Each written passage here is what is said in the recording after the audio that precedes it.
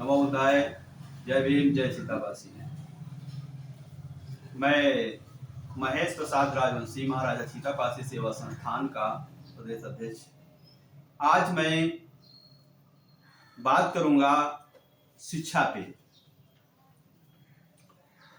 तो मैं समस्त भाइयों को ये बताने की कोशिश कर रहा हूं कि आज से पहले प्राइमरी स्कूलों में पढ़ाई होती थी और वहीं से master, doctor, engineer, DM, SP बनते थे। तो सरकारी स्कूलों में उस वक्त 5 टीचर हुआ करते थे और एक चपरासी हुआ करता था, एक पानी पिलाने वाला होता था।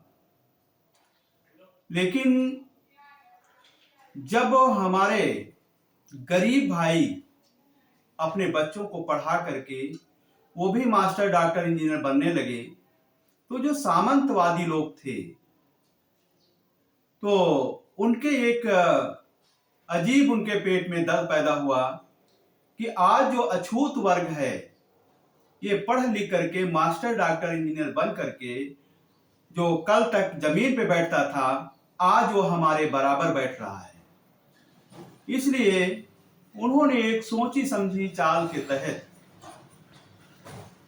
शिक्षा को खत्म करने के लिए कि गरीब समाज में आक्रोश न पनपने पाए, इसलिए स्कूलों में मिड डे मील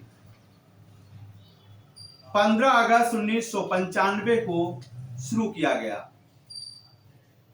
स्कूलों में खिचड़ी बनवानी चालू कर दी। अब जब स्कूल में बच्चे जाते थे तो वहां पर पढ़ाई के नाम पे जीरो हो गया और जो बच्चे थे वो सिर्फ वो देखते थे खिचड़ी कितने टाइम पक के तैयार होगी। इस तरीके से धीरे धीरे सरकार ने स्कूलों से जो टीचर थे उनको हटा दिया, मात्र 2 टीचर रखे, एक रजिस्टर मेंटेन करने वाला और एक खिचड़ी तैयार करने वाला। ये भी आदेश कर दिया कि अगर कोई बच्चा भूखा चला गया, शिकायत कर देगा तो तुम्हारी नौकरी हम ले लेंगे। तो मास्टरों का पूरा ध्यान केंद्रित हो गया कि कोई बच्चा खिचड़ी से वंचित न रह जाए। शिक्षा बिल्कुल खत्म कर दी। अब देखिए सरकार की पॉलिसी क्या रही। सरकार ने महंगी शिक्षा कर दी। सरकारी स्कूलों की बजाय जो आरएसएस के सरस्वती विद्या मंदिर है, महास विद्या मंदिर है, अन्य मॉन्टेसरी स्कूल हैं, उनमें जब बच्चे वहां शिक्षा नहीं पा रहे थे तो गार्जियन लोग वहां से उठा करके मॉन्टेसरी स्कूलों में अपने बच्चों का एडमिशन शुरू कर दिया। अब सरकार ने कक्षा 5 जो बोर्ड से परीक्षा करवाते थे, क्योंकि शक्ति थी, हर 15 दिन पे एसडीआई चेक करने जाता था, तब मास्टरों के ऊपर डांट पड़ती थी कि तुम्हारा बच्चा कमजोर कैसे हो गया। लेकिन अब यहीं पर सरकार रुकी नहीं। सरकार ने कक्षा 5 जो बोर्ड से होता था उसको फ्री कर दिया। बच्चा स्कूल जाए चाहे न जाए वो पास हो जाएगा। लेकिन फिर भी गरीब बच्चे मेहनत करके जब आगे बढ़े तो देखा कि ये कक्षा 8 में भी आगे निकल रहे हैं, तो कक्षा 8 फ्री कर दिया। कक्षा 8 तक बच्चा जब जाएगा, स्कूल जाए चाहे न जाए, जो पास होता चला जाएगा, उसको ज्ञान नहीं होगा तो 9th में एडमिशन कैसे हो जाएगा। तो जब 9th में एडमिशन नहीं होगा तो सरकार ने एक सोची समझी चाल के तहत उसने मनरेगा चालू कर दिया कि हमारा देश अंतरराष्ट्रीय स्तर पर यह कहने लायक हो जाए कि निरक्षर नहीं है, साक्षर है।